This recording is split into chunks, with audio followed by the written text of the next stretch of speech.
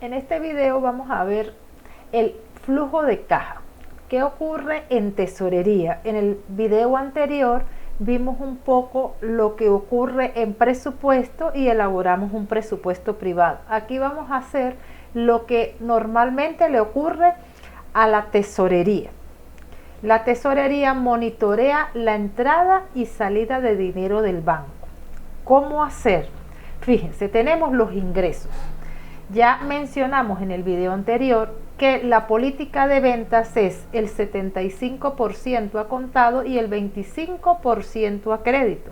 Lo que quiere decir es que si en el mes de enero yo percibo en el banco 78.750, porque el 25 restante lo percibo en el mes de febrero. La política de ventas de ingresos es 75% a contado y en el mes siguiente se recauda el 25%.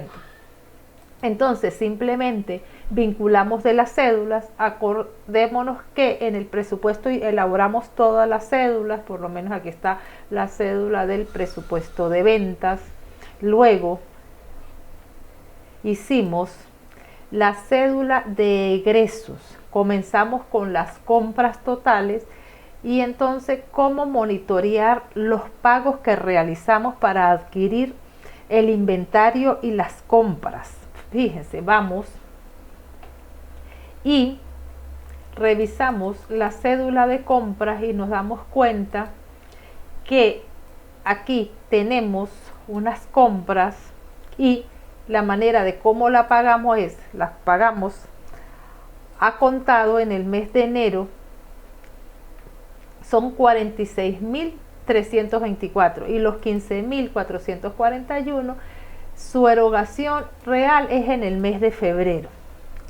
Vamos a ver un poquito aquí esta cédula. En la cédula F vemos las compras a contado y aquí vemos las compras a crédito. Me regreso a mi flujo de caja y es por ello que las compras a contado las coloco en el mes de enero, tengo una salida de dinero y el 25% lo pago en el mes de febrero. Las empresas tienen que tener mucho cuidado entre su política de compras y de ventas porque como reciben el dinero, como venden, asimismo deberían elaborar sus compras, su salida de dinero de la caja. También tenemos una salida muy importante que es un dinero que tenemos en nuestra cuenta bancaria pero simplemente no le pertenece a la empresa, que es el pago del IVA. Recordemos que el IVA, como su nombre lo indica, es el valor agregado a la venta. Entonces, ¿qué ocurre? Nosotros cuando vendemos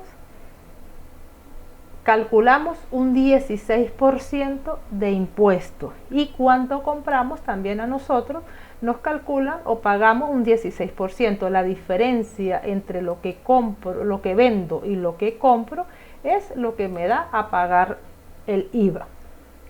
Adicionalmente, de ese impuesto que tenemos que pagar, que es un dinero que lo tenemos en el banco, pero no es de nosotros, no es de la empresa definitivamente, sino que simplemente es del fisco. Luego tenemos el pago de los gastos administrativos, que para saber de dónde sale el monto de 1.525, simplemente vamos a la cédula de gastos administrativos. Tenemos otros gastos operativos, que ocurre lo mismo. Y venimos al pago de los servicios, el pago de la luz, el pago del agua. También tengo una compra de activo, pero esa compra de activo la voy a realizar en el mes de abril.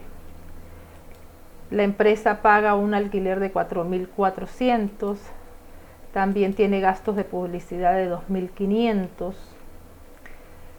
Paga una prima de seguros, pero esa prima de seguros la empieza a pagar a partir que adquiere el activo, porque lo que está comprando de activo es un camión para trabajar.